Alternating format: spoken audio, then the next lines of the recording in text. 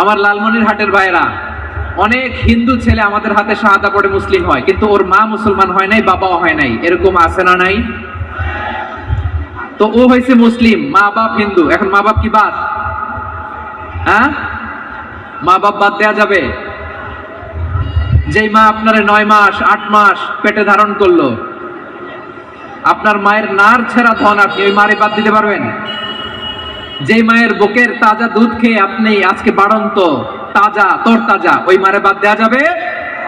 মায়ের এক ধারে দুধের দাম, কাটিয়া গায়ের চাম, পাপুষ বানাইলেও ঋণের শোধ হবে না, এমন দরদি ভাবে কেউ হবে না আমার মাহা